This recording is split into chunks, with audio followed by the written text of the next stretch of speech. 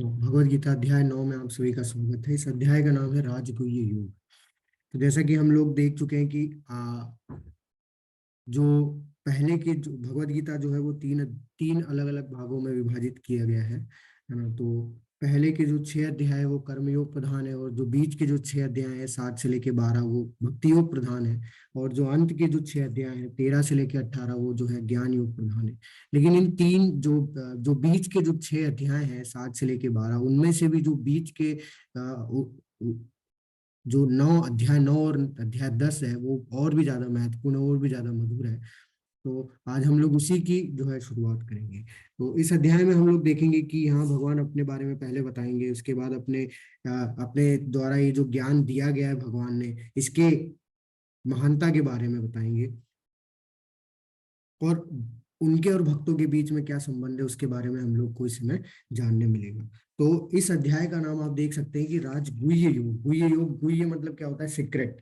तो जो भी चीज बहुत ज्यादा सीक्रेट होती है, बहुत ज्यादा गुह्यतर होती है, उसको क्या करते हैं कि छुपा के रखा जाता है। तो एक तरीके से ये जो अध्याय है ये बहुत ही ज्यादा गुह्यतम है। वैसे तो पूरी भगवत गीता ही बहुत ज्यादा गुह्यतम है, क्योंकि उसमें क्या बताया गया है, उसमें बताया जा रहा है कि हाँ, 5 विषयों के बारे में जो है वो बताया जा रहा है, जो कि कहीं पे भी जो है किसी भी ऐसी भौतिक शिक्षाओं में नहीं बताया जाता। तो आइए इस अध्याय की हम लोग शुरुआत करते हैं। शिव भगवान उवाच इदम तु ते गुह्यतमं प्रवृक्षा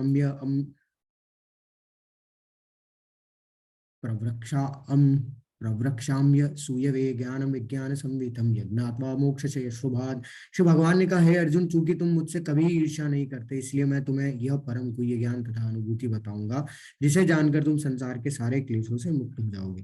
देखिए यहाँ पे भगवान क्या है, भगवान यहाँ पे योग्यता बता रहे हैं। किसकी? भगवत गीता को जानने की। तो कौन व्यक्ति भगवत गीता को जान सकता है, कौन व्यक्ति भगवत गीता के ज्ञान को समझ सकता है, भगवान की वाणी को समझ सकता है? तो भगवान उसकी योग्यता बता रहे हैं। तो पहले भगवान ने 4 अध्याय में बताई थी, जो कि आप लोगों ने पढ़ी होगी, कि भक्तो असी में सखा चेती, कि तुम मेरे क्या हो, भक्त हो, तुम मेरे प्रिय मित्र हो, इसलिए मैं तुम्हें ये ज्ञान दे रहा हूँ, क्योंकि तुम इसे समझने के योग्य हो। वैसे ही आज बता रहे हैं कि जो व्यक्ति भगवान से ईर्ष्या नहीं करता, भगवान बोल रहे हैं कि जो व्यक्ति मुझसे ईर्ष्या नहीं करते हैं, मुझसे प्रेम करते हैं, वो बिना किसी भी विचलित बिना किसी बिना विचलित हुए मुझे समझ सकते हैं, मेरे इस दिव्य ज्ञान को समझ सकते हैं। और इससे होगा क्या कि एक बार जो ये चीज जान लेगा, जो इस ज्ञान को समझ लेगा, वो क्या होगा, इस संसार के सारे क्लेशों से मुक्त हो जाएगा। तो इस प्रथम श्लोक का विशिष्ट महत्व है। इदम ज्ञानम शब्द शुद्ध भक्ति के द्योतक है, जो 9 प्रकार की होती है: श्रवण कीर्तन स्मरण पाठ सेवन अर्चन वंदन दास्यन साख्य तथा स्मार्त सुमरन। भक्ति के इन 9 तत्वों का अभ्यास करने से मनुष्य आध्यात्मिक चेतना अथवा कृष्ण भवनामृत तक पहुंच पाता है। तो ये 9 प्रकार की भक्ति होती है, जिसको नौधा भक्ति बोला जाता है ना। अलग अलग प्रकार होते हैं। आप ऐसा बोल सकते हैं कि भक्ति के 9 अंग हैं। तो इसमें पहला जो सबसे सरल अंग होता है, सबसे इजी जो चीज होती है, वो श्रवण होती है, जो कि हम लोग कल सुने थे। कल मैंने आपको बताया था कि श्रवण करने मात्र से क्या हो जाता है कि व्यक्ति भगवान को जान सकता है, भगवान को समझ सकता है, और भगवान के इस दिव्य ज्ञान को समझ के वो इस संसार में रहते हुए भी शांति प्राप्त कर सकता है।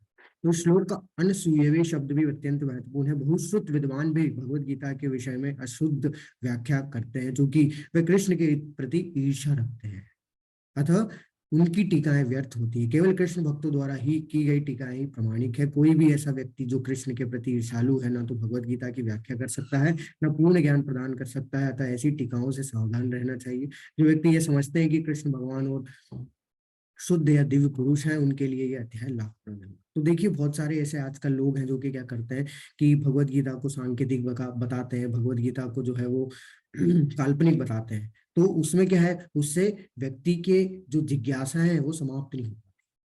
तो हर किसी के मन में वो जिज्ञासाएं हैं, और वो समाप्त कब होगी? जब हम लोग प्रामाणिक स्रोत से उस चीज को पढ़ेंगे, जो कि किसी गुरु परंपरा में आती होगी, है ना। तो गुरु परंपरा क्या है? प्रामाणिक स्रोत है, जो कि दिया हुआ है पद्म पुराण में, जिसके बारे में बताया गया है कि गुरु परंपरा में ही हमें क्या है, ज्ञान प्राप्त करना चाहिए। और वो गुरु परंपरा है, 4 प्रकार की अलग अलग संप्रदाय आपने देखी होगी 4 अध्याय में। तो उसमें से हम लोग जिस संप्रदाय में आते हैं वो प्रामाणिक संप्रदाय है, जो कि हमें क्या करती है, प्रामाणिक ज्ञान जो का त्यों यथारूप ज्ञान जो है हमें प्रदान करती है। किसके माध्यम से? प्रभुपाद जी के माध्यम। तो अब भगवान इसमें बता रहे हैं राजविद्या राजगुह्यम पवित्रम इदमुत्तमम प्रत्यक्ष अवगमम धर्म्यम सुसुखम कर्तुम अव्ययम। तो यहाँ सबसे पहले बताया जा रहा है कि इस जो भगवत गीता का ज्ञान है वो कैसा ज्ञान है, उसके बारे में बता रहे हैं भगवान कि उसकी महानता क्या है। तो इसको सबसे पहले गया है बोला गया है, भगवान बोल रहे हैं कि ये राज विद्या है, ये ज्ञान सभी विद्याओं का राजा है। क्यों है? क्योंकि ये ज्ञान हमारी वास्तविक समस्याओं को हल करता है। अब हमारी वास्तविक समस्या क्या है? हमारी वास्तविक समस्या है जन्म मृत्यु जरा व्याधि। कोई ऐसा ज्ञान नहीं है भौतिक संसार में। आप देख सकते हैं कि बहुत सारे ऐसे ज्ञान जो आपको मिलेंगे वो सब क्षणिक है। यानी कि अभी जो आप पढ़ रहे हैं वो, मतलब हम लोग जो पढ़ते हैं पहली क्लास में, फिर वो वहीं पहली क्लास तक ही सीमित रह जाता है, फिर दूसरी क्लास में और एडवांस हो जाता है, तीसरी में और एडवांस हो जाता है। तो ये सब क्षणिक है ये ज्ञान, ये हमारी वास्तविक समस्याओं को हल नहीं कर पाए। तो जो हमारी वास्तविक समस्याओं को हल कर रहा है वही वास्तव में क्या है, सारी विद्याओं का राजा है। इसलिए ये जो भगवत गीता है, इससे क्या होता है कि हमारी वास्तविक समस्याएं हल होती है और हम उससे ही संसारिक ज्ञान से क्या कर सकते हैं, संसारिक ज्ञान से हम लोग सिर्फ क्या कर सकते हैं, हमारी जो क्षणिक समस्या है उनको समाप्त कर सकते हैं। लेकिन वास्तव में जो दिव्य ज्ञान है, जो जो जो ज्ञान भगवान के श्रीमुख से निकला हुआ है, उसके माध्यम से हम लोग क्या कर सकते हैं, हमारी वास्तविक समस्याओं का, तो वास्तविक समस्याओं से छुटकारा पा सकते हैं। अगली लाइन में भगवान बता रहे हैं कि ये ज्ञान क्या है, राजगुह्यम, जो समस्त रहस्यों में सर्वाधिक गोपनीय है। क्यों है? क्योंकि देखिए भगवान ने पहले जो है सबसे पहले क्या बताया, आत्मा के बारे में, हमारे बारे में बताया, फिर भगवान अपने बारे में भी बताया, परमात्मा क्या होता है, मैं, ठीक है, उनकी उनके ऐश्वर्यों के बारे में बताया। और इसी में जो है भगवान क्या है, अपने और भगवान के बीच में, यानी कि भक्त और भगवान के बीच में क्या संबंध है वो भी भगवान इसमें बताते हैं। इसलिए ये गुह्य है, ये क्या गोपनीय है, सर्वाधिक गोपनीय, क्योंकि कहीं पे भी भगवान जो है इन विषयों के बारे में चर्चा नहीं करते। प्रत्यक्ष पवित्रम इदम उत्तमम, ये पवित्र है क्योंकि भगवान पवित्र है, भगवान के श्रीमुख से निकला हुआ है, इसलिए ये शुद्ध है, परम शुद्ध है, परम पवित्र है। और चूंकि ये आत्मा की प्रत्यक्ष अनुभूति कराने वाला है, और ये हम लोग देख चुके हैं कि इसी के माध्यम से हमें क्या प्राप्त हुआ है, हमारा वास्तविक ज्ञान प्राप्त हुआ है कि हम शरीर नहीं है, हम लोग आत्मा है। तो ये हमें क्या कराता है, आत्मा की प्रत्यक्ष अनुभूति कराता है। और जब आत्मा की प्रत्यक्ष अनुभूति हो जाएगी तो उसी से हमें पता चल जाएगा कि धर्म का सिद्धांत क्या है। कि कल के अध्याय में भगवान ने बताया था कि आत्मा का स्वभाव क्या है, स्वभाव अध्यात्म उच्चते, वही धर्म का सिद्धांत है कि भगवान की सेवा। और ये अविनाशी है, क्यों? क्योंकि ये किस कहाँ, ये आपने देख लिया, ये चौथे अध्याय में ही भगवान ने बता दिया कि ये 12 करोड़ साल पहले ही मैं दे चुका हूँ इस ज्ञान को। तो ये अविनाशी है, ये कभी भी खत्म नहीं होता, समाप्त नहीं होता, इसका विनाश नहीं होता। और ये अत्यंत सुखपूर्वक संपन्न किया जाता है। तो लोगों को लगता है कि भक्ति जो है वो बहुत ही ज्यादा भावुक लोगों के लिए, बहुत सीरियस लोगों के लिए, ऐसा नहीं है। ये सुखपूर्वक किया जाता है, संपन्न, इसको आनंद के साथ किया जाता है, इसलिए ये जो है इतनी ज्यादा मधुर है। हे परंतप, जो लोग भक्ति में श्रद्धा नहीं रखते, वे मुझे प्राप्त नहीं कर पाते, अतः वे इस भौतिक जगत में जन्म मृत्यु के मार्ग पर वापस आते रहते हैं। तो मैंने आपको बताया कि हमारी वास्तविक समस्या क्या है, जन्म मृत्यु जरा व्याधि के चक्र में घूमना ही हमारी वास्तविक समस्या है। और भगवान उसी पे यहाँ पे जोर दे रहे हैं कि जो लोग भक्ति में श्रद्धा नहीं रखते, जो लोगों को लगता है कि भक्ति करने से कुछ नहीं होगा, वो भगवान बोल रहे हैं वो मुझे प्राप्ति ही नहीं कर पाते। वो भगवान 18वें अध्याय में इस चीज की पुष्टि करेंगे, भक्तो असी में सखा चेती, भक्त ही मुझे जान सकता है, भक्त्या माम भी जानाती। तो भक्त ही है जो कि भगवान को जान सकता है और वो भगवान को प्राप्त कर सकता है। अतः वह इस भौतिक जगत में जन्म मृत्यु के मार्ग पर वापस आता रहेगा, नहीं तो क्या होगा, वो घूमता रहेगा इस संसार में। देखिए भगवान जो श्री कृष्ण है उनका एक नाम होता है मुकुंद। मुकुंद का मतलब होता है मुक्ति के दाता, जो केवल एकमात्र भगवान है जो कि क्या कर सकते हैं, हमें जन्म मृत्यु के चक्र से मुक्ति दिला सकते हैं। तो शंकराचार्य जी स्वयं अपनी प्रार्थनाओं में लिखते हैं कि ई संसारे बहुत अस्तारे कृपया पारे पाही मुरारे। वो बोलते हैं कि बार बार जन्म लेना, बार बार मरना, माँ के गर्भ में शयन करना, फिर संसार से पार जाना बहुत कठिन है, कृपया पारे पाही मुरारे। वो बोलते हैं कि हे प्रभु, हे कृष्ण, हे मुरारी, मुझे इस संसार से, इस जन्म मृत्यु के चक्र से निकालो। तो इसलिए भगवान यहाँ पे स्पष्ट रूप से बोल रहे हैं कि जो भक्ति में श्रद्धा नहीं रखेगा वो मुझे प्राप्त नहीं कर पाएगा, वो जन्म मृत्यु के चक्र से कभी भी मुक्त नहीं हो पाएगा। ये संपूर्ण जगत मेरे अव्यक्त रूप द्वारा व्याप्त है, समस्त जीव मुझ में है किंतु मैं उनमें नहीं हूँ। तो अब सब लोग बोलेंगे अच्छा भगवान तो सबके रूप में, सबके हृदय में परमात्मा के रूप में स्थित है, तो यहाँ तो बोल रहे भगवान मैं उनमें नहीं हूँ। उनमें नहीं हूँ का मतलब ये है कि वो हमसे आसक्त नहीं है, वो हमसे जुड़े हुए नहीं है, अटैच नहीं है। हम लोग देखिए कितने सालों से इस 84 लाख योनियों में घूम रहे हैं, फिर भी ऐसा नहीं है कि भगवान हमारे बिना नहीं रह पा रहे। भगवान हमारे पिता हैं। भगवान बताते हैं 10वें अध्याय में, कल के अध्याय में भगवान बताएंगे, नहीं अभी आने वाले ही श्लोकों में शायद बताएंगे, पिता हमस्य जगतो माता दाता पिता हम, मैं ही तुम्हारा पिता हूँ, माता हूँ, आश्रय दाता हूँ, सब कुछ हूँ। फिर भी अब कोई पिता अपने बच्चे से कितना दूर रहे, अटैचमेंट तो हो ही जाता है। लेकिन फिर भी भगवान क्या है, इस पूरे ब्रह्मांड के पिता होते हुए भी इनसे आसक्त नहीं है।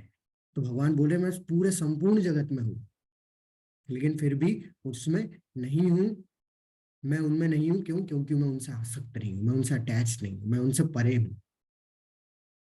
तथापि मेरे द्वारा उत्पन्न सारी वस्तुएं मुझ में स्थित नहीं रहती, जरा मेरे योग ऐश्वर्य को देखो। यद्यपि मैं समस्त जीवों का पालक हूँ और सर्वत्र व्याप्त हूँ, लेकिन मैं इस विराट अभिव्यक्ति का अंश नहीं हूँ, मैं सृष्टि का कारण स्वरूप हूँ। भगवान बोल रहे हैं कि ये जो सृष्टि आती है जाती है, इसका कारण मैं हूँ। तो मैं इससे बंधा हुआ नहीं हूँ, मैं इससे एकदम परे हूँ। ये क्या है, मेरे सिर्फ एक छोटा सा स्पार्क मात्र है। तो भगवान बोल रहे हैं ये सब क्या है, एक स्पार्क मात्र है, मेरी शक्ति है बस। तो मैं इस सृष्टि में हूँ अव्यक्त रूप से, यानी अव्यक्त यानी कि अदृश्य रूप से हूं मैं, लेकिन फिर भी मैं इससे परे हूँ, मैं इससे बंधा हुआ नहीं हूँ, मैं इससे स्वतंत्र हूँ। जिस प्रकार सर्वत्र प्रवाहमान प्रबल वायु सदैव आकाश में स्थित रहती है, उसी प्रकार समस्त उत्पन्न प्राणियों को मुझ में स्थित जानो। भगवान बोल रहे हैं कि जैसे हमने देखा ना, हवा जो है वो पूरे ब्रह्मांड में है, हर जगह जहां पे भी आप जाएंगे मतलब हवा तो रहेगी ही रहेगी।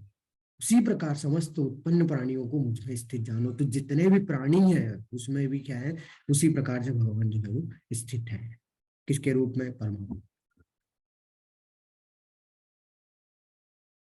और भगवान इस चीज की पुष्टि कर दी है यहाँ पे कि संपूर्ण विराट जगत मेरे अधीन है। मतलब कि किसके अधीन, किसके अंडर में काम कर रहा है? भगवान के अंडर में। भगवान स्वयं इस चीज को रिपीट कर रहे हैं, ये मेरी इच्छा से ही बारंबार स्वतः प्रकट होता रहता है और मेरी इच्छा से अंत में विनाश होता है। तो जब उनकी इच्छा होती है तब प्रकट होता है, जब उनकी इच्छा होती है तब विनाश होता है। तो ये भगवान की इच्छा से ही सब कुछ संभव है, अन्यथा कुछ भी ऐसा नहीं होता है कि जो हम लोग करते हैं। वास्तव में पूरा ब्रह्मांड जितना भी हम लोग देख रहे हैं, अनंत कोटि ब्रह्मांड होते हैं, है ना, वो सारे किसके अधीन होते हैं? वो भगवान के ही अधीन कार्य करते हैं। उन्हीं की इच्छा से वो सृष्टि होती है, उन्हीं की इच्छा से जो है विनाश होता है। और इसी चीज की पुष्टि यहाँ पे बार बार करते हैं हम लोग कि प्रकृति जो है वो क्या है। प्रकृति, एक एक विषय आपने पढ़ा होगा ना कि प्रकृति के विषय में भी हम लोग जानेंगे। तो प्रकृति का विषय भगवान बता रहे हैं यहाँ पे कि मया दक्षिण प्रकृति सूयते सचराचरम हे तुनानेन कौन्तेय जगत दिवि परिवर्तते। हे कुंती पुत्र, ये भौतिक जगत, ये भौतिक प्रकृति मेरी शक्तियों में से एक है। मतलब भगवान की अनंत शक्ति है, उसमें से एक शक्ति है भगवान की इस भौतिक प्रकृति जिसमें कि हम लोग निवास कर रहे हैं, और मेरी अध्यक्षता में कार्य करती है। भगवान बोल रहे हैं ये मेरी अध्यक्षता में कार्य करती है, जिससे सारे चर तथा अचर, चर यानी कि जो चलते चलने वाले प्राणी है, अचर यानी कि जो नहीं चल सकते, वो सब उत्पन्न होते हैं। किसके? प्रकृति के माध्यम से। इसके शासन में यह जगत बारंबार सृजित होता है, विनाश होता है। और वही चीज भगवान पिछले श्लोक में जो बोले कि मेरी इच्छा से फिर ये विनाश भी होता है, मेरी इच्छा से ये वापस प्रकट भी होता है। देखिए लोगों को क्या लगता है, बहुत सारे ऐसे लोग हैं वो क्या है वो क्या बोलते हैं कि प्रकृति ही भगवान है, कोई भगवान भगवान नहीं है, सिर्फ प्रकृति भगवान है, और इसको कोई नहीं चला रहा, प्रकृति ऑटोमेटिक कार्य कर रही है, ऐसा लोग बोलते हैं।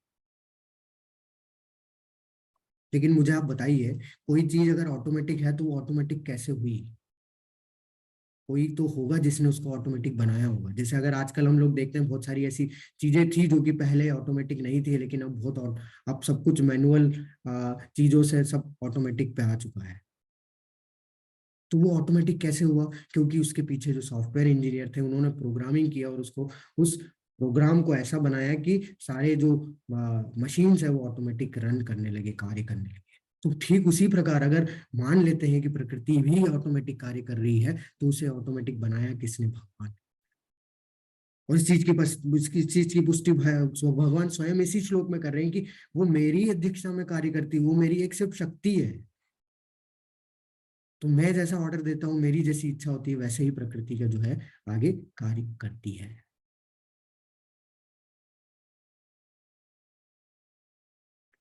अवजानन्ति मां मूढ़ा मानुषं तन्माश्रितं परम भावम जानन्तो मम भूत महेश्वरम। जब मैं मनुष्य रूप में अवतरित होता हूँ तो मूर्ख लोग मेरा उपहास उड़ाते हैं। वे मुझ परमेश्वर के दिव्य स्वभाव को नहीं जानते। देखिए, कुछ लोग क्या समझते हैं कि भगवान को साधारण मनुष्य समझ लेते हैं। क्यों? क्योंकि उनको क्या लगता है कि अच्छा, भगवान ने जन्म लिया, भगवान ने भी तो गर्भ से जन्म लिया, इसका मतलब भगवान का जन्म हुआ तो भगवान भी माया में फंसे हुए हैं, तभी तो जन्म मृत्यु के चक्र में फंसे हुए हैं। भगवान जब आए तो उन्होंने चोरी की, अच्छा भगवान भी चोरी, हम भी तो चोरी करते हैं, भगवान ने भी चोरी की। भगवान भी क्रीड़ा कर रहे हैं तो हम भी तो कर रहे हैं, वो भी क्रीड़ा, तो हम में और उनमें अंतर क्या है? वो भी एक साधारण मनुष्य ही हो गए, हम लोग जो कार्य कर रहे हैं वो तो भगवान भी कर रहे हैं। लेकिन वास्तव में भगवान जब भी संसार में आते हैं, भौतिक संसार में जब भी प्रकट होते हैं, तो वो दो प्रकार की लीलाएं करते हैं। एक तो लौकिक लीलाएं होती है और एक अलौकिक लीलाएं होती है। लौकिक लीलाएं वो ही होती है जो मनुष्यों जैसी होती है। तो हम लोग मूर्ख जो होते हैं वो क्या करते हैं? भगवान की सिर्फ लौकिक लीलाओं को देखते हैं, अलौकिक लीलाओं पे ध्यान नहीं देते। अलौकिक लीलाएं कैसी लीलाएं? भगवान अलौकिक लीलाएं करते हैं कि बहुत ही छोटी उम्र में उन्होंने कहीं से कहीं कहीं बड़े से बड़े जो है राक्षसों का वध कर दिया। छोटी सी उंगली पे गोवर्धन गिरिराज जी को धारण कर लिया, पूतना को मार दिया,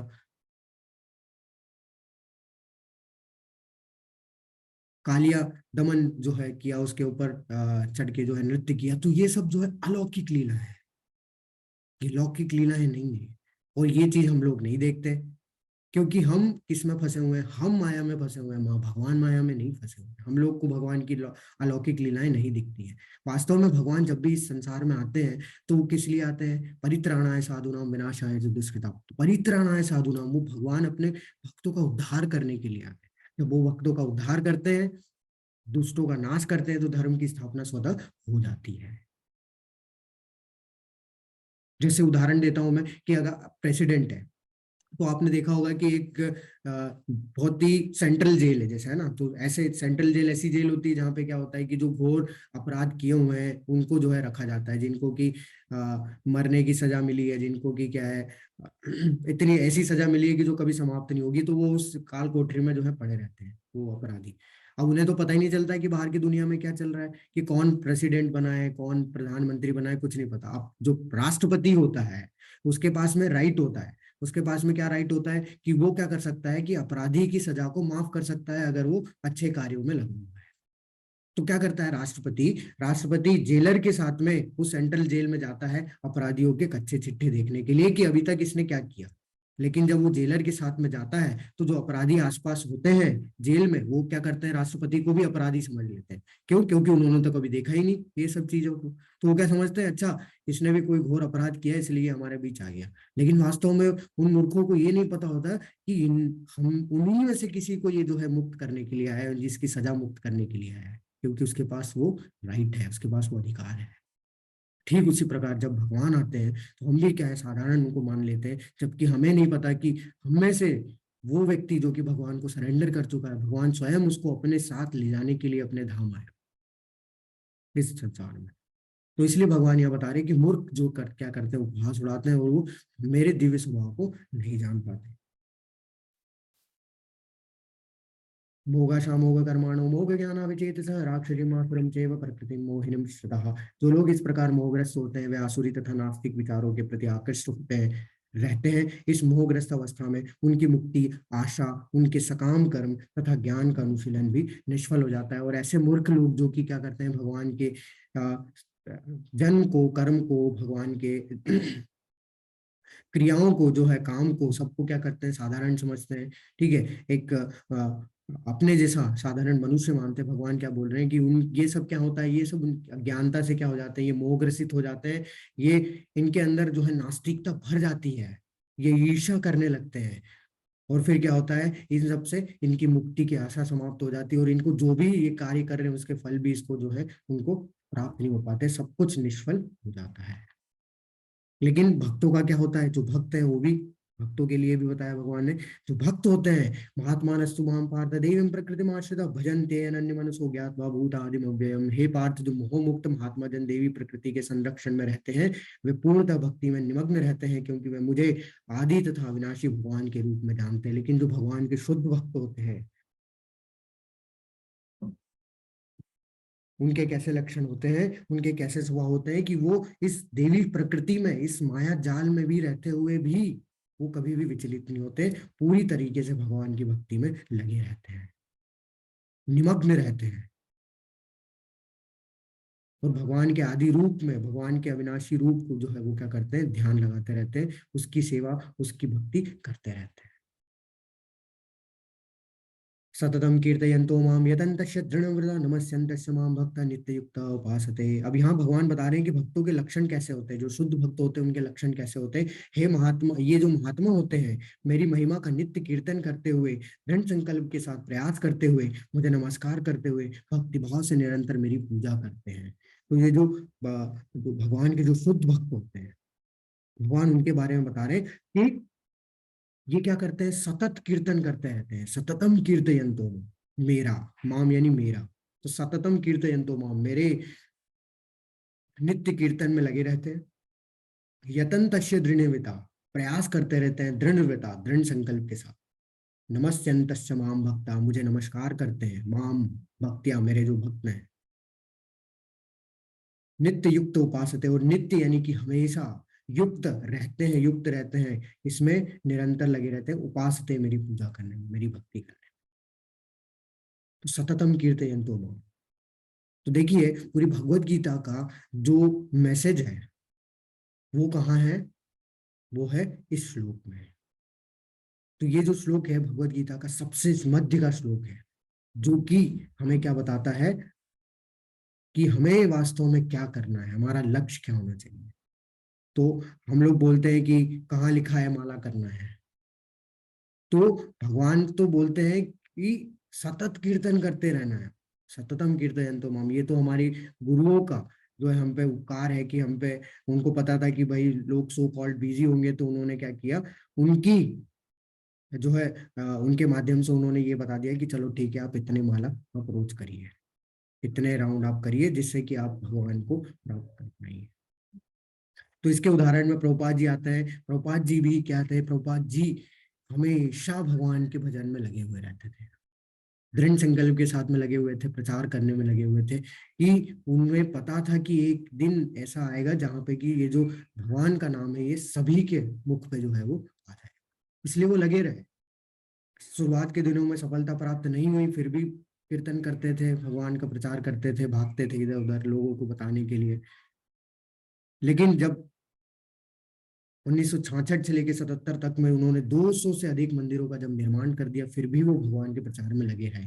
ऐसा नहीं है कि जब उन्हें अपार सफलता प्राप्त हुई तो वो एक जगह जाके बैठ गए, नहीं। आप अगर जाके यूट्यूब पे देखेंगे तो अंत समय में भी जो है वो अपने भक्तों को जो है ट्रांसलेट कर रहे हैं श्रीमद् भागवत में। तो ये ऐसे जो भक्त होते हैं भगवान के, वो हमेशा भगवान के यश को बढ़ाने में, भगवान के नाम को जो है लोगों तक पहुंचाने में लगे रहते हैं। वो चाहते तो अपना प्रचार भी कर सकते थे, लेकिन नहीं, उन्होंने क्या किया, उन्होंने भगवान के नाम का प्रचार किया। क्यों? क्योंकि उन्हें पता है कि भगवान के नाम से ही क्या होगा, कि व्यक्ति जन्म मृत्यु के चक्र से निकल पाएगा, और वो क्या हो सकता है, जो भी उसकी भौतिक परेशानियां वो सब धीरे धीरे समाप्त हो सकती है। अब भगवान इस चीज की पुष्टि कर रहे हैं, पितामहस्य जगतो माता धाता पितामह वेद्यम वेद्यम पवित्रम ओमकार हरिकेशम यजुरेव च। तो भगवान बता रहे हैं कि मैं ही इस ब्रह्मांड का पिता हूँ, माता हूँ, आश्रयदाता हूँ, पितामह हूँ। मैं मैं ज्ञेय हूँ, शुद्धि करता हूँ, तथा ओमकार हूँ, मैं ऋग्वेद सामवेद तथा यजुर्वेद भी हूँ। तो भगवान बोल रहे हैं कि मैं सब कुछ हूँ, मैं इवन पिता हूँ उस पूरे ब्रह्मांड का, माता भी हूँ, आश्रयदाता भी हूँ, पितामह भी हूँ, जानने योग्य मैं हूँ। सारे वैदिक मंत्रों में ओमकार फिर से रिपीट कर रहे हैं, भगवान मैं हूँ, सारे वेद मैं हूँ, सब कुछ मैं हूँ।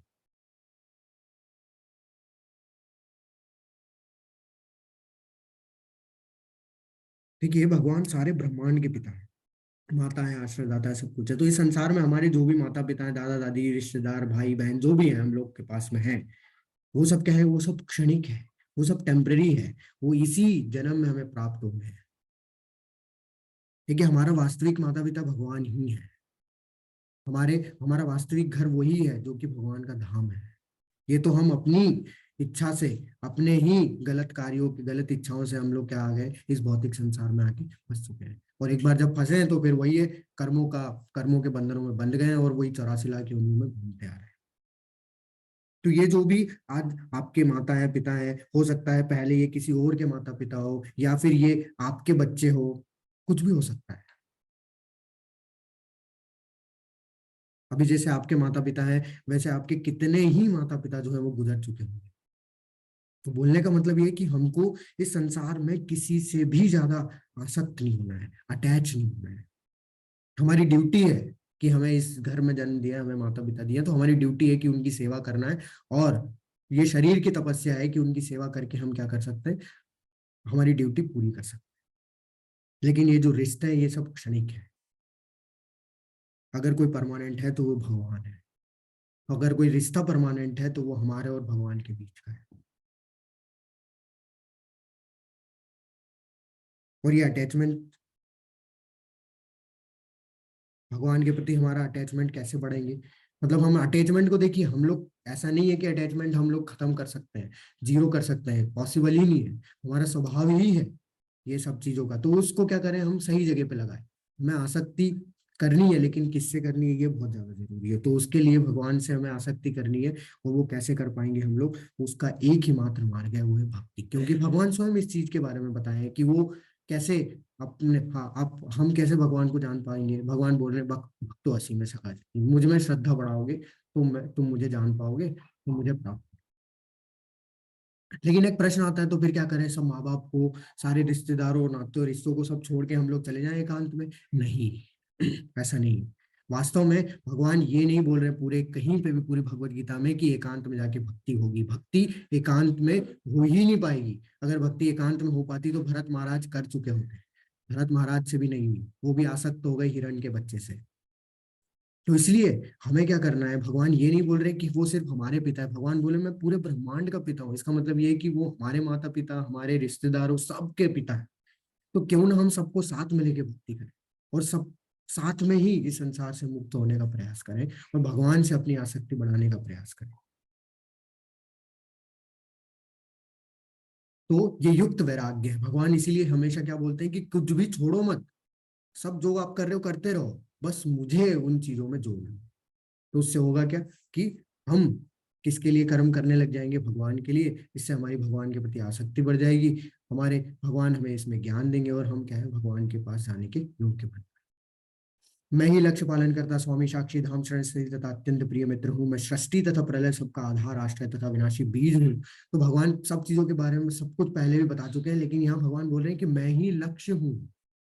हम लोगों को पता नहीं होता ना कि हमारा लक्ष्य क्या होना चाहिए। तो भगवान बोल रहे हैं मैं ही लक्ष्य हूँ। इस संसार से मुक्त होना ही तुम्हारा लक्ष्य होना चाहिए। हमारा ये होना चाहिए कि कैसे हमें वास्तविक सुख प्राप्त हो। हम लोग क्षणिक सुख के पीछे भाग रहे हैं। पैसा मिलता है, खुशी होती है, शादी होती है, खुशी होती है ना, ये सब क्षणिक है। ये हमें करना है क्योंकि हमारी ड्यूटीज हमें बड़ा बोला गया है हमारे लिए, तो हम लोग करते हैं। लेकिन हम लोग उनसे इतने ज्यादा अटैच हो जाते हैं कि हमें लगता है कि इन्हीं से हमें जो है हैप्पीनेस मिलनी चाहिए। लेकिन वो पॉसिबल ही नहीं है कि वो हैप्पीनेस हमेशा बनी रहे, क्योंकि ये द्वंद्वों का घर है संसार। तो यहाँ पे अगर जितना ज्यादा आपको सुख मिल रहा है, तो उससे कहीं गुना ज्यादा आपको जो है वो दुख भी मिले। तो ये सब बराबर चलता है। अगर गर्मी आ रही है तो ज्यादा गर्मी होती है, तो आपने देखा है कि बरसात भी होती है, ठंडी भी उतनी ज्यादा होती है। तो बस वैसा ही है। तो इसलिए भगवान हमें बोलते हैं कि इनसे आसक्त मत हो, ये सब आता जाता रहेगा। वास्तविक सुख की तलाश हमें करनी है, वास्तविक प्रेम की तलाश करनी है, कि जिससे हम लोग क्या कर सके, इस दुख से, इस दुखों के घर से निकल के हम उस आ, आ, अपने जो है वास्तविक घर को जो है जा सके। तो हमें क्या करना चाहिए, हमें अपने जीवन में जो भी लक्ष्य, जैसे भगवान बोल रहे हैं कि मैं ही लक्ष्य हूँ, तो उस लक्ष्य को ध्यान में रखते हुए कार्य करना चाहिए। देखना चाहिए कि क्या जो कार्य मैं कर रहा हूँ वो मेरे लक्ष्य तक मुझे ले जा रहा है या नहीं ले जा रहा है, या फिर मुझे दूर कर रहा है। तो उस पर हमें क्या करना चाहिए, विचार करना चाहिए। हे अर्जुन, मैं ही ताप प्रदान करता हूँ, वर्षा को रोकता तथा लाता हूँ, मैं अमृत हूँ, साक्षात मृत्यु भी हूँ, आत्मा हूँ, पदार्थ हूँ, सत असत, यानी कि सत्य जो है वो क्या है, वो है आत्मा, असत क्या है, शरीर, वो बोले सब कुछ क्या है, मुझी में है, भगवान बता रहे हैं। क्योंकि भगवान 7वें अध्याय में बता चुके हैं कि जो पृथ्वी जल अग्नि वायु आकाश है वो भी मेरी शक्ति है, और जो जीव है, जो आत्मा है, वो भी मेरी शक्ति है। तो इसलिए भगवान उस चीज को फिर से रिपीट कर रहे हैं कि वो सब मुझ में है। भगवान बोल रहे हैं मैं मृत्यु हूँ। तो मृत्यु कैसे है भगवान? तो कई बार क्या होता है कि लोगों को लगता है कि भगवान भेदभाव करते हैं, लेकिन ऐसा नहीं है। भगवान जो, भगवान से जो लोग ईर्ष्या करते हैं, भगवान उनके साथ भी जो है भेदभाव नहीं करते। उनको भी जो है वो क्या करते हैं, उन्हीं के भाव के आधार पे भगवान उनको क्या देते हैं, उनको उनको कृपा प्रदान करते हैं। जैसे ये यथावाम प्रपद्यन्ते, भगवान बताते हैं कि जो व्यक्ति जिस भाव में मेरी पूजा करेगा, मैं उसके साथ में उसी भाव में उसके साथ में प्रेम का आदान प्रदान या फिर उसे कृपा प्रदान करूंगा। तो अब जो व्यक्ति भगवान से ईर्ष्या करता है, जैसे कंस हो गया, तो कंस को भी भगवान कैसे दिखेंगे? और कंस को भगवान मृत्यु के रूप में, यानी कि यमराज के रूप में दर्शन देते हैं। तो जो ईर्ष्यालु होते हैं, भगवान उन पे भी कृपा करते हैं, उन्हें भी क्या करते हैं, वो मृत्यु के रूप में साक्षात दर्शन देते हैं, उस पर कृपा करते हैं। शिशुपाल, शिशुपाल भी क्या किया, भगवान ने उसको मृत्यु दंड दिया, तो कृपा की उस पर। क्योंकि अगर वो ऐसे ही अपराध करते रहता तो वो नरक में, घोर से घोर नरक जो है, अधम से अधम योनियों में जाता। लेकिन भगवान ने उसको मृत्यु करके, उसको मृत्यु दंड देके, मृत्यु को साक्षात उसको दर्शन देके क्या किया, उसको मुक्त किया, जिससे कि वो आगे अपराध न करे। अब लोग क्या होता है, इस संसार में लोग क्या बोलते हैं कि आप जितने भी वेदा अध्ययन है, जितने भी वेद है, वो सब पढ़ के वो क्या करते हैं, उनको ऐसा लगता है कि जैसे कल माता जी ने एक प्रश्न पूछा था कि वो पहले ही अपना पिंड दान कर देते हैं, तो उससे क्या होता है कि उससे स्वर्ग की प्राप्ति होती है, क्योंकि उन्होंने बहुत अच्छा अच्छा काम कर लिया। लेकिन भगवान उसी चीज की यहाँ बात, उसी के बारे में बताते हैं कि जो वेदों का अध्ययन करते तथा सोमरस का पान करते हुए स्वर्ग प्राप्ति की गवेषणा करते हुए प्रत्यक्ष रूप से मेरी पूजा करते हैं, अप्रत्यक्ष रूप से, यानी कि सही ढंग से पूजा नहीं करते, त्रुटिपूर्ण ढंग से मेरी पूजा कर रहे हैं, वे पाप कर्मों से शुद्ध तो हो जाएंगे ऐसे करने से, क्योंकि वेद किसकी वाणी है, भगवान की। तो ये करने से वो शुद्ध हो जाएंगे, कोई दिक्कत नहीं। और शुद्ध होने के बाद में वो सब क्या करेंगे, पुण्य कर्म करेंगे, और पुण्य कर्म के फल उन्हें कहाँ लेके जाएंगे, जब उनकी मृत्यु होगी तो स्वर्गिक धाम में जन्म लेते हैं। तो जब क्या होता है, जब व्यक्ति सारे पुण्य कर्म करता है तो उसको क्या मिलता है कि देवताओं जैसा शरीर मिलता है, और वो जाता है स्वर्ग लोक में। फिर वहां क्या करता है, जब तक उसके पुण्य कर्म होते हैं, जब तक वो क्या करता है, वहां पे भोग करता है। लेकिन क्या वो हमेशा ही पुण्य कर्म करके स्वर्ग में रह सकता है? नहीं, भगवान बता रहे हैं कि इस प्रकार जब वे विस्तृत स्वर्गीय इंद्रिय सुख को भोग लेते हैं और उनके पुण्य कर्मों के फल क्षण हो जाते हैं, तो वो मृत्यु लोक में पुनः लौट आते हैं, यानी कि इस संसार में। इस प्रकार जो तीनों वेदों के सिद्धांतों में दृढ़ रहकर इंद्रिय सुख की गवेषणा करते हैं, उन्हें जन्म मृत्यु का चक्र ही मिलता है। तो जो व्यक्ति अगर इंद्र लोक में चला भी गया, स्वर्ग लोक में चला भी गया, तो जब तक उसके पुण्य कर्मों के फल रहेंगे, तब तक वो क्या करेगा, स्वर्ग में पूरा आनंद भोगेगा। लेकिन जैसे ही उसके पुण्य कर्मों के फल समाप्त हो जाएंगे, उससे वो जो देवता वाला शरीर है वो छीन लिया जाएगा, और वापस से उसको इस मृत्यु लोक में आके जो है अपने पुराने जो भी कर्म है उसके आधार पर उसे यहाँ पे जन्म मिलेगा। तो इसका मतलब क्या हुआ कि पुण्य कर्मों के फल भी क्षीण हो जाते हैं, समाप्त हो जाते हैं, हमेशा बने नहीं रहते। क्योंकि भगवान कल के अध्याय में हमें बता चुके हैं कि ब्रह्मा जी के लोक से लेके पाताल लोक तक के सारे लोकों में जन्म मृत्यु का चक्र बना ही रहता है। जब तक तुम मेरे धाम को प्राप्त नहीं करोगे, तब तक तुम इस संसार में जन्म मृत्यु के चक्र में घूमते रहोगे। जैसे ही मेरे धाम को प्राप्त कर लोगे, जन्म मृत्यु से छुटकारा पाएगा, पा लोगे। क्यों? क्योंकि भगवान बोलते हैं यद गत्वान निवर्तन्ते तद धामम परमो मम, जो मैं एक बार मेरे धाम को प्राप्त कर लेता है, तद धामम परमो, वो ऐसा मेरा परम धाम है। यद गित्वा न निवर्तन्ते, वो कभी भी पुनर्जन्म नहीं लेता है इस मृत्यु में।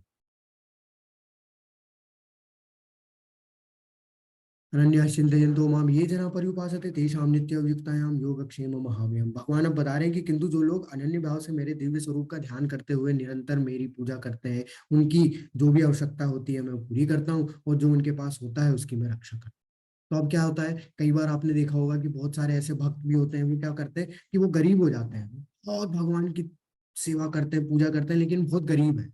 तो सबको लगता है अरे बताओ, इतना भगवान की पूजा कर रहा है, सेवा कर रहा है, भक्ति कर रहा है, ये क्या है, भगवान इसका तो कोई ध्यान ही नहीं रख रहे, इतना गरीब है, बताओ क्यों करें हम भक्ति? इससे ऐसी भक्ति करने से अब गरीब ही हो रहे हैं, तो फिर क्या मतलब भगवान की भक्ति करने से? लेकिन ऐसा नहीं है। भगवान क्या बोल रहे हैं कि जो आवश्यकता होती है वो मैं पूरा करता हूँ, लेकिन भगवान यहाँ पे भौतिक आवश्यकताओं की बात नहीं कर रहे हैं। भगवान यहाँ पे आध्यात्मिक आवश्यकताओं की बात कर रहे हैं। आध्यात्मिक आवश्यकता कैसी आवश्यकता होती है कि जो भक्ति के लिए अनुकूल होती है भगवान उसकी रक्षा करते हैं, जो भक्ति के लिए प्रतिकूल होती है वो भगवान उससे सब छीन लेते हैं। तो क्या होता है, कई व्यक्ति जो है उस बहुत पैसा उसके पास आ रहा होता है, आ रहा होता है, आ रहा होता है, तो भगवान देखते हैं कि ये भक्त है भी, बाद में ये क्या करेगा, भक्ति छोड़ देगा। तो इसलिए उन्होंने वो क्या करते हैं, वो भगवान उससे कुछ न कुछ ऐसा करते हैं कि वो पैसा उससे छीन लेते हैं, जिससे क्या कर सकता है, वो और ज्यादा भगवान के करीब जाता है, क्योंकि दुख में आदमी क्या करता है, ज्यादा भगवान के करीब जाता है। तो भगवान यहाँ पे जो आवश्यकता की बात कर रहे हैं वो भौतिक आवश्यकताएं नहीं है, क्योंकि भौतिक आवश्यकताएं व्यक्ति अपने हिसाब से पूरी कर सकता है, उसकी डेस्टिनी में होगा, उसके कर्मों में होगा तो वो पूरी हो जाएगी। लेकिन जो आध्यात्मिक आवश्यकता है वो तभी पूरी होगी जब व्यक्ति भगवान की भक्ति में लगेगा। तो इसलिए भगवान बता रहे हैं कि जो भी उसके भक्ति के अनुकूल होता है व्यक्ति के, उसको भगवान क्या करते हैं, उसकी पूर्ति करते हैं। लेकिन जो भक्तों के भक्ति के प्रतिकूल होता है उसको जो है छीन लेते हैं। और जो उसके अनुकूल होता है उल्टा उसको और भी ज्यादा जो है प्रदान देते हैं, मतलब वरदान के रूप में, कृपा के रूप में देते हैं, जिससे कि उसकी भक्ति में और ज्यादा तीव्रता हो, उसकी और भगवान के प्रति आसक्ति बढ़ सके। हे कुंती पुत्र, जो लोग अन्य देवताओं के भक्त हैं और उनकी श्रद्धा पूर्वक पूजा करते हैं, वास्तव में वे भी मेरी पूजा करते हैं, किंतु वे त्रुटिपूर्ण ढंग से करते हैं। तो त्रुटिपूर्ण ढंग से मतलब कि गलत ढंग से, मतलब कि क्या होता है, जैसे मैंने आपको बताया था कि एक पेड़ है, अब पेड़ पे अगर आपको फल चाहिए तो आप क्या करेंगे, फल में पानी नहीं डालते रहे। अगर फूल चाहिए तो फूल में पानी नहीं डालेंगे।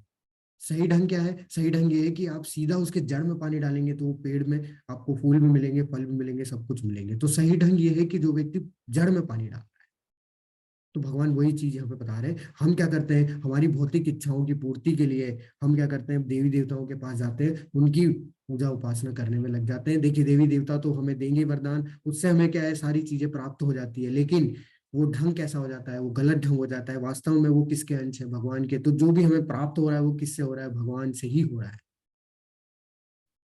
तो क्यों ना हम सीधा जड़ में पानी डालें, जिससे कि सारे जो है अंश, जिसमें फल और फूल जो है सबको पोषण मिल जाए, सब ऐसे ही स्वतः ही प्रसन्न हो जाए, और फिर हमें अलग अलग सबको प्रसन्न करने का जरूरत नहीं।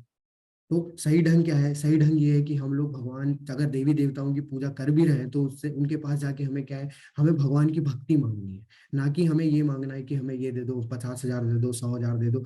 क्या ये सबसे हमारी वास्तविक समस्या समाप्त होगी? नहीं होगी। तो हमें वास्तविक समस्याओं को समाप्त करने के लिए पूजा करनी है, भक्ति करनी है, जिससे कि हम लोग अपने इस दुख से जो है छुटकारा पा सकें। भगवान बता रहे हैं, जो देवताओं की पूजा करते हैं वो देवताओं के बीच जन्म लेते हैं, जो पितरों की पूजा करते हैं वो पितरों के बीच जन्म लेते हैं, जो भूत प्रेतों की उपासना करते हैं वो उनके बीच जन्म लेते हैं, लेकिन जो मेरी पूजा करते हैं वो मेरे पास, मेरे साथ निवास करते हैं। तो आपने देखा होगा कि जो देवी देवताओं की पूजा करते हैं वो क्या है, उनके बीच जन्म लेंगे। लेकिन जो पितर, कई बार लोग क्या होते हैं कि जो व्यक्ति मर जाता है उसको ही जो है उसके सामने जो है अगरबत्ती घुमाते रहते हैं, उसकी पूजा करते रहते हैं। तो ऐसे व्यक्ति क्या करते हैं कि इनके बीच जन्म लेंगे। लेकिन जो तांत्रिक लोग होते हैं वो क्या करते हैं, भूत प्रेतों की पूजा करते हैं, तो वो भूत प्रेतों के बीच जन्म लेते हैं। लेकिन जो भगवान बोल रहे हैं कि जो मेरी पूजा करता है वो मेरे साथ निवास करेगा। क्यों? क्योंकि भगवान बोल रहे हैं कि जो मेरी पूजा करता है वो मेरे साथ निवास क्यों कर सकता है, क्योंकि कल के अध्याय में भगवान ने बताया कि अंत काले च मामेव स्मरण मित्वा कलेवरम, जो मेरे भाव का, मेरे भाव के साथ में शरीर त्याग करता है वो मेरे स्वभाव को प्राप्त करेगा। मेरा स्मरण करते हुए जो शरीर त्याग करेगा वो मेरे स्वभाव को प्राप्त करेगा। यम यम वापि स्मरण भावम तम तम एवेति कौन्तेय, जो जो जिस भाव का स्मरण करते हुए शरीर त्याग करेगा वो उस भाव को जो है प्राप्त करेगा। तो इसलिए भगवान इस चीज की यहाँ पे पुष्टि कर रहे हैं कि जो मेरे स्वभाव को स्मरण करते हुए अगर शरीर त्यागता है, मेरा स्मरण करते हुए, तो वो मेरे स्वभाव को निश्चित ही प्राप्त करेगा, मेरे निवास स्थान में, मेरे साथ में, मेरे निवास स्थान में रहे। अब कई बार लोगों को एक ये भी डाउट होता है कि कैसे भगवान को प्रसन्न किया जाए। बहुत सारे ऐसे लोग होते हैं जो कि क्या, बड़े बड़े कठिन से कठिन जो है दान देते हैं, मतलब ऐसे कि जो व्यक्ति के सोच भी नहीं सकते। कोई कोई जो है अलग अलग तरीके से जो है अनुष्ठान कराते हैं, यज्ञ कराते हैं, तो क्या वैसे भगवान प्रसन्न होते हैं? नहीं, भगवान बोल रहे पत्रम पुष्पम फलम तोयम यो मे भक्त्या प्रयच्छति तदहम भक्ति उपरतम अश्रामि प्रयतात्मनः। यदि कोई प्रेम तथा भक्ति के साथ मुझे पत्र पुष्प जल और फल भी प्रदान कर देता है तो मैं उसे स्वीकार कर लेता हूँ। तो लेकिन ये जो प्रदान करना है वो कैसे करना है? वो प्रेम और भक्ति के साथ करना है।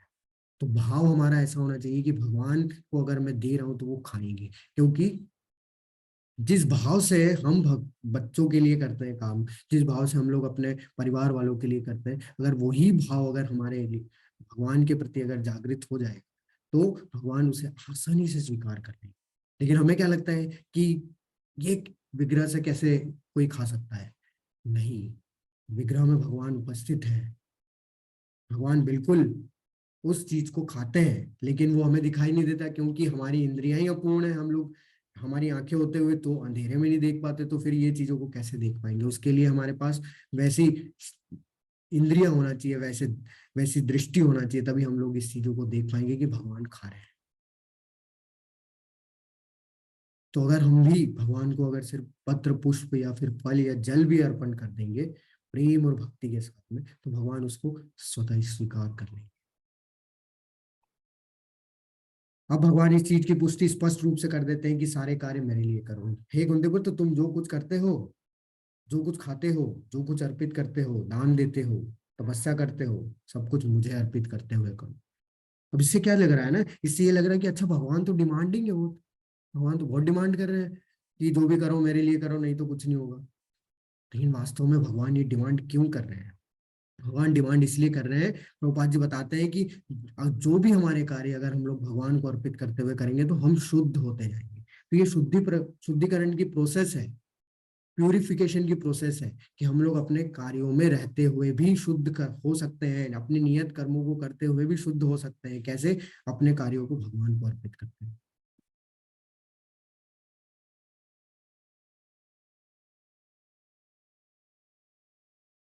अब इससे होगा क्या?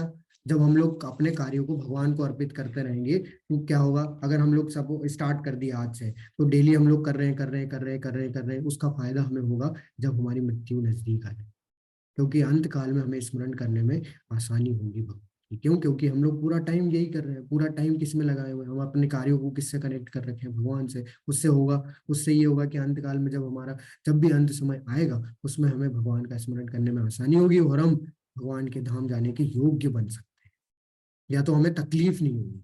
अगर हम लोग योग्य नहीं भी होते हैं तो हमें तकलीफ नहीं होगी, जिस प्रकार से अभक्त को होती है, जिस प्रकार से साधारण व्यक्ति को होती है। मैं न तो किसी से द्वेष करता हूँ, ना किसी के साथ पक्षपात करता हूँ, मैं सबों के लिए संभाव हूँ, किंतु जो भी भक्ति पूर्वक मेरी सेवा करता है वो मेरा मित्र है, मुझ में स्थित रहता है और मैं भी उसका मित्र हूँ। लोगों को लगता है कि भगवान क्या करते हैं? पक्षपात करते हैं। लोगों को लगता है कि भगवान क्या करते हैं कि किसी के साथ अच्छा करते हैं, किसी के साथ बुरा करते हैं, लेकिन ऐसा नहीं है। भगवान बोल रहे हैं पिता हमस्य जगतो माता दाता पितामह, मैं आपका माता हूँ, पिता हूँ, जग आश्रय दाता हूँ, पितामह सब कुछ हूँ। अब आप खुद देखिए कि इस भौतिक संसार में माता पिता अपने दो, एक एक एक एक ऐसा बच्चा है जो कि बिल्कुल भी उनकी बात नहीं मानता, उनका आदर नहीं करता है, एक ऐसा है जो कि बिल्कुल उनकी बात मानता है और उनकी आदर करता है, लेकिन फिर भी जो माँ बाप है वो दोनों को खाना देते हैं, दोनों को जो है समान भाव से जो है ट्रीट करते हैं। ऐसा क्यों है? क्योंकि उनका उनका उनके प्रति प्रेम है, वो उन्हीं के बच्चे हैं। तो अब जब हम तो सारे ही बच्चे भगवान के हैं, भगवान हमारे परम पिता हैं, पूरे ब्रह्मांड के पिता हैं, तो क्यों वो किसी के साथ में पक्षपात करेंगे और किसी के साथ में जो है वो अच्छा करेंगे, किसी के साथ में बुरा करेंगे? ये हमारा विचार है, हमारी विचारधारा है कि हम लोग ऐसे समझते हैं कि भगवान हमारे साथ अच्छा नहीं कर रहे। ये हम नहीं, इस पे नहीं, ये नहीं सोचते कि हमारे कर्म खराब भी होते तो हो सकते हैं।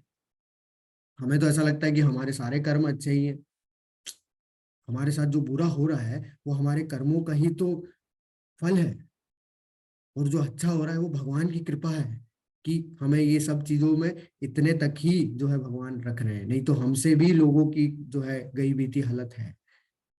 ये नहीं हम सोचते, हमें लगता है कि हम तो हमेशा ही अच्छा करते हैं, हम हमेशा बुरा करते ही कहाँ हैं, फिर भी भगवान हमारे साथ बुरा करता है। लेकिन ऐसा नहीं है, भगवान किसी के भी साथ पक्षपात नहीं करते हैं। जैसे अगर आपने देखा होगा कि दो बच्चे हैं, है ना, वो एक ने क्या किया, अपने माँ बाप को घर से बाहर निकाल दिया, दूसरे ने क्या किया कि अपने माँ बाप को अपने घर में बुला लिया और उसकी उसकी सेवा में लगा हुआ है।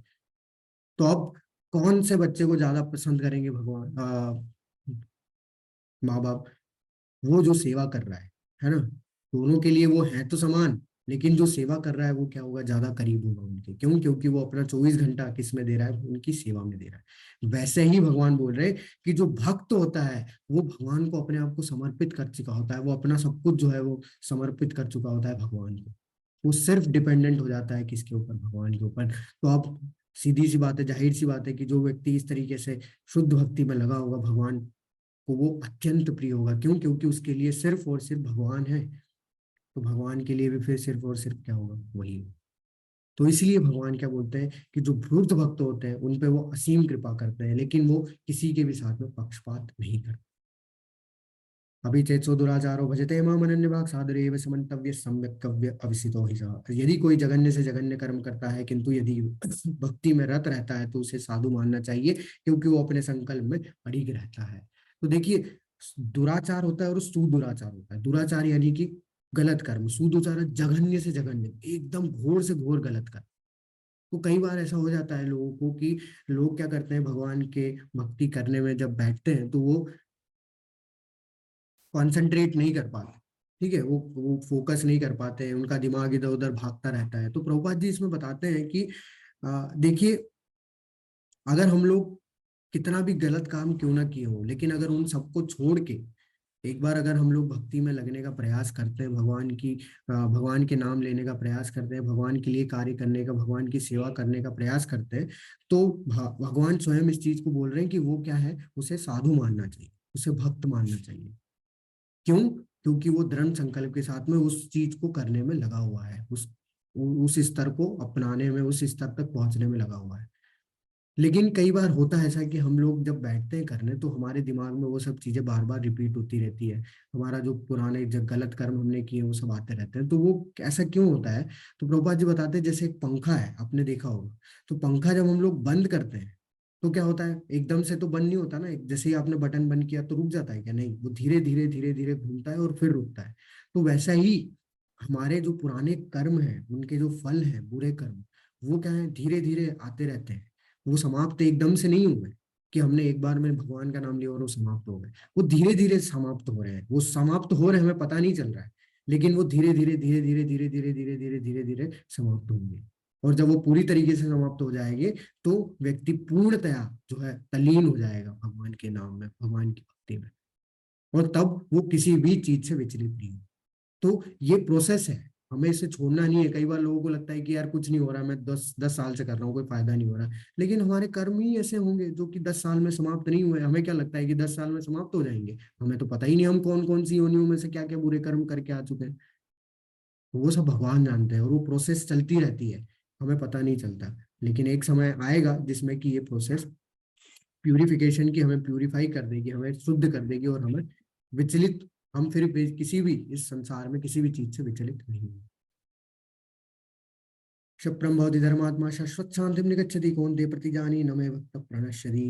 भगवान बता रहे हैं कि वह तुरंत धर्मात्मा बन जाता है। तो ऐसा जो व्यक्ति दृढ़ संकल्प के साथ में लगा रहेगा वो क्या है, धर्मात्मा बन जाए एक समय के लिए, और स्थायी शांति को प्राप्त करेगा। स्थायी शांति यानी कि वो इस भौतिक संसार में रहते हुए भी शांत रहेगा, उससे कोई चीज विचलित नहीं करेगी। हे कुंती पुत्र, निडर होकर घोषणा कर दो कि मेरे भक्तों का कभी नाश नहीं होगा। भगवान देखिए अर्जुन को बोल रहे हैं कि तुम घोषणा कर दो कि मेरे भक्तों का कभी नाश नहीं होगा। अब क्या भगवान सक्षम नहीं थे ये सब चीज करने में?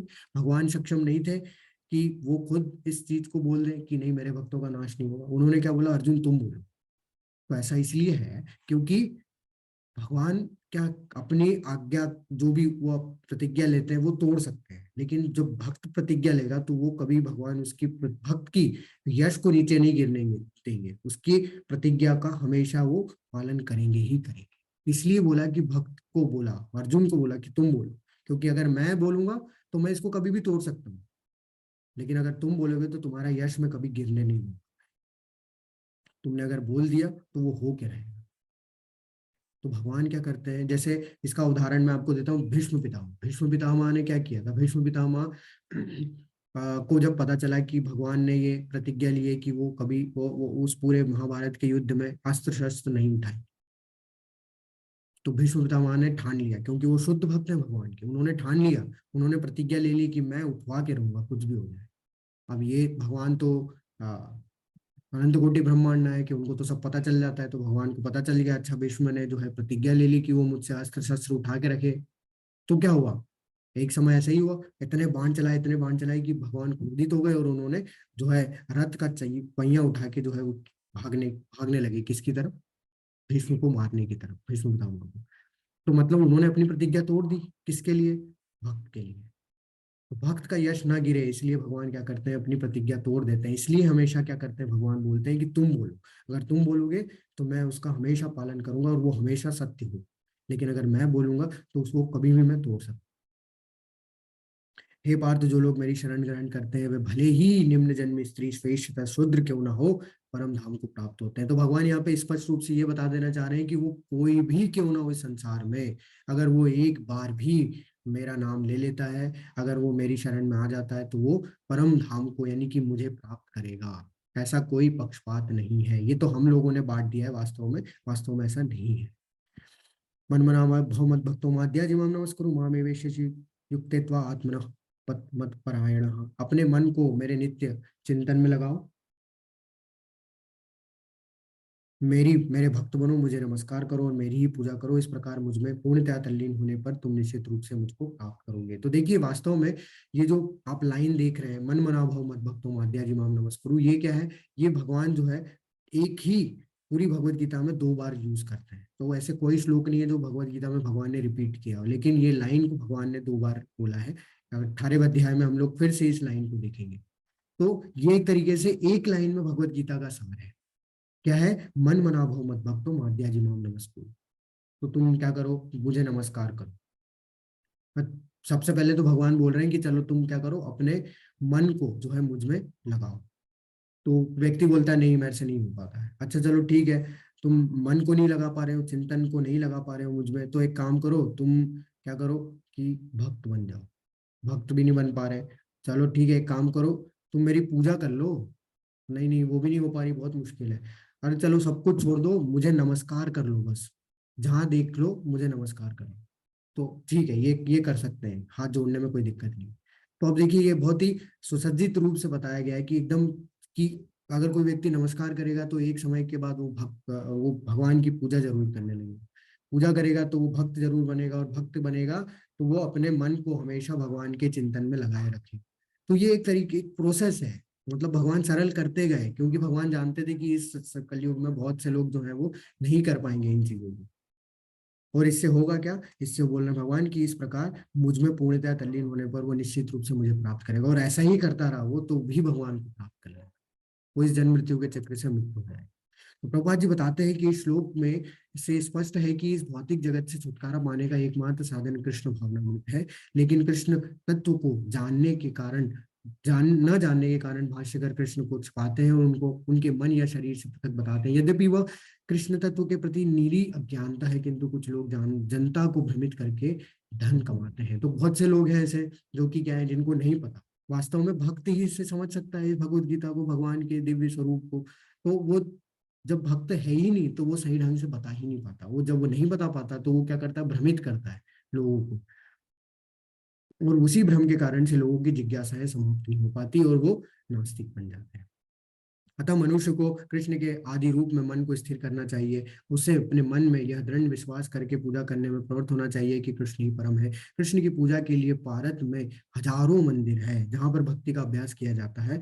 अब जब ऐसा अभ्यास हो रहा हो तो मनुष्य को चाहिए कि कृष्ण को नमस्कार करे, उसे उससे अर्चा विग्रह के समक्ष नतमस्तक होकर मनसा वाचा कर्मणा, मन वचन और कर्म तीनों से जो है भगवान की सेवा करे।